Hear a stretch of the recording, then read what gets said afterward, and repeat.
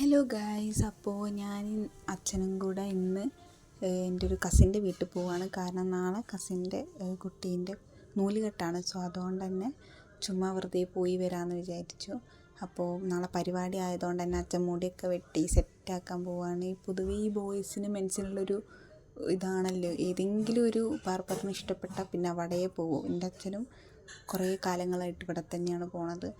So അങ്ങനെ മുടിയൊക്കെ വെട്ടി അച്ഛൻ സെറ്റായിട്ട് ഞങ്ങൾ അവിടെ വീട്ടിലേക്ക് പോയി. വീട്ടിൽ നിന്ന് അവിടെ നിന്നുള്ള വീഡിയോസും കാര്യങ്ങളും ഒന്നും ഞാൻ എടുത്തിട്ടില്ല. കാരണം അവിടെ നിന്ന് കുറച്ച് നേരം സംസാരിച്ചിട്ട് നേരെ പോയത് ഹാളിലേക്കാണ്. അതായത് നാളെ പരിപാടി നടക്കുന്ന ഹാളിലേക്കാണ് പോയത്. ഞാനും അച്ഛനും മുന്നേ ബൈക്കിൽ പോയി, പിന്നെ ബാക്കിയുള്ളവർ ബാക്കിൽ വരുന്നുണ്ടായിരുന്നു.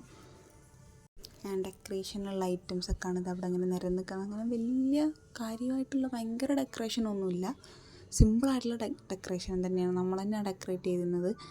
അപ്പോൾ ചേട്ടന്മാർ മറ്റേ കർട്ടണൊക്കെ കിട്ടുകയാണ്. പിന്നെ ഇതാണ് ചേച്ചി, ഞാൻ പറഞ്ഞ കസിന്, അതായത് കുട്ടീൻ്റെ അമ്മ ഇതാണ്. പിന്നെ ഞാൻ അവിടെ തൂക്കാനുള്ള ഓരോ സാധനങ്ങളൊക്കെ വെച്ച് ഞങ്ങളതിങ്ങനെ സെറ്റ് ചെയ്തുകൊണ്ടിരിക്കുകയായിരുന്നു, എന്തൊക്കെ എവിടെയൊക്കെ വെക്കണം എന്നുള്ളത്. ഈ ഡെക്കറേഷൻ എന്ന് പറഞ്ഞ പരിപാടി ഇത് കാണുമ്പോൾ ചെറിയ ഡെക്കറേഷൻ ആണെങ്കിലും അത്യാവശ്യം കുറച്ച് പണിയുണ്ട്. കാരണം നമ്മൾ തന്നെ ചെയ്യുന്നതുകൊണ്ട് അങ്ങനെ ഭയങ്കര ടഫൊന്നുമില്ല. പിന്നെ ഈ ചുരുട്ടുന്നതാണ് നെയിം റിവീലിങ്ങിൻ്റെ ഇത്. അപ്പോൾ അത് നാളെ ഞാൻ കാണിച്ചു തരാം, പേരെന്താണെന്നും എല്ലാം നാളെ കാണിച്ചു തരാം.